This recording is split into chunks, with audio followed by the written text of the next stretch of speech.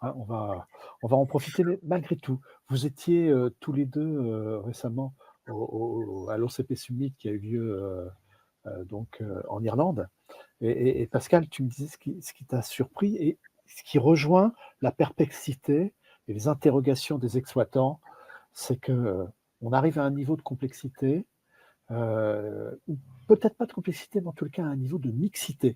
C'est-à-dire qu'aujourd'hui, ben, c'est simple. On va prendre un exemple très concret. Le liquid cooling, il va pas partout. La partie serveur, elle est, assimilée, mais pas forcément parce que, ça va toucher les GPU, mais pas les CPU. Et puis il va y avoir aussi toutes les infrastructures de réseau qui, elles, restent, refroidies par air. Donc c'est vraiment alors moi je voudrais me placer du côté de l'exploitant ou du DSI qui est confronté à ce problème qui est ça, c'est si je veux faire de l'IA, il faut que je change tout. Ou alors, il faut que je trouve des gens qui sont compétents pour m'accompagner. C'est ça. Pascal. Et dans Optimal Data Center, il y a Optimal. Donc Optimal, c'est-à-dire le mot d'ordre, l'ADN d'ODC depuis le premier jour, c'est d'optimiser les investissements autant que faire se peut. Bien avant que les soucis environnementaux fassent que le rétrofit est plus que jamais d'actualité, puisque c'est bon pour la planète de réutiliser des choses qui sont déjà en train de tourner plutôt que d'en refabriquer des nouvelles. Donc ça, c'est le b.a.-ba. Mais comment ODC utilise le mot optimal pour optimiser donc de l'existant, c'est en effet de prendre conscience et je l'ai fait avec encore plus d'acuité à ce retour d'Irlande, là, il y a une dizaine de jours, puisque j'ai moi-même redécouvert que j'avais bien compris, comme les exploitants, que les deux technologies, on va résumer le liquid cooling ou l'immersion d'un côté et le air cooling, allaient devoir cohabiter, sauf dans des projets tout neufs, où là, on va monter des box ou des modules tout faits d'IA. Bon, ceux-là, on va les mettre de côté pour l'échange. Parce que dans ce cas-là, on est en design and build, ça tourne tout de suite, c'est que de l'IA, il n'y a que du 120 kW, il y a 4B et ça fait le job. Moi, je vais parler de l'existant, c'est-à-dire de 99,9% des data centers déjà en exploitation et qui tournent. On ne va pas les jeter à la poubelle. Donc, je ne pense pas que les investisseurs apprécieront parce qu'ils sortent juste de terre. Donc, cela, qu'est-ce qu'on met dedans? Bah oui, on va commencer à faire rentrer des baies de 40, 50, 60, 120 kW. J'ai même entendu en 2026 des projets à 500 kW à la baie. Hein, je ne suis pas en train de délirer, je pèse mes mots, 500 kW à la baie. Comment faire coexister cela dans un environnement qui tourne déjà? Comment faire rentrer cette baie, cette unique baie ou ces deux baies dans une travée?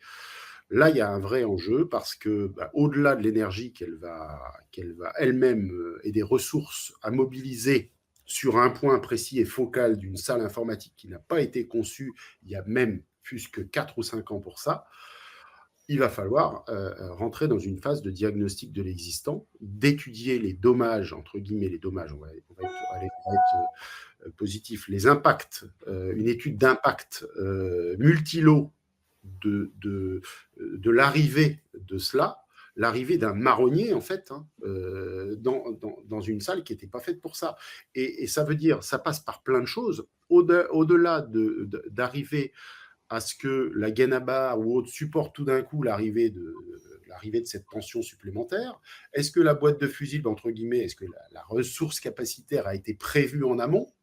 Donc, identification de cela, identification d'autres lots, comme par exemple la dissipation, justement, malgré tout calorifique, parce que ce que j'ai appris aussi, c'est que ce n'est pas d'un côté le liquide, de l'autre côté l'air cooling, c'est au sein même d'une baie à haute densité, il y a les deux.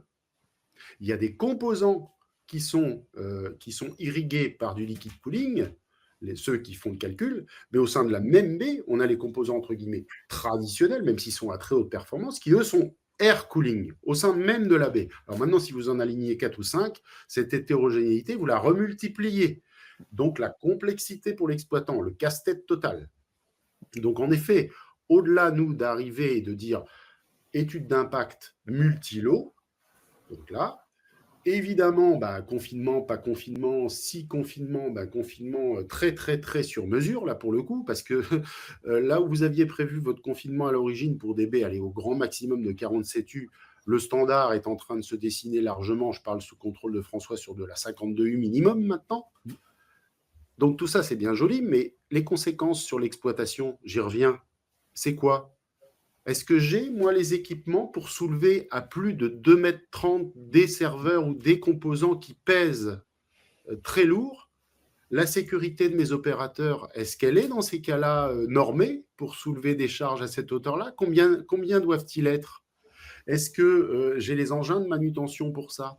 Est-ce que mon plancher technique va supporter cette arrivée? Parce que cette densification et éventuellement toute cette tuyauterie, cette cette machinerie à envoyer de l'eau sous pression, mais ça pèse lourd, ça pèse très très lourd. Mon plancher technique va-t-il supporter? Bref, on ne va pas, lors de cet échange, évoquer les, tous les points, mais je peux vous dire que s'il y a vraiment une époque où la dimension d'assistance à maîtrise d'exploitation va prendre toute sa signification, c'est maintenant.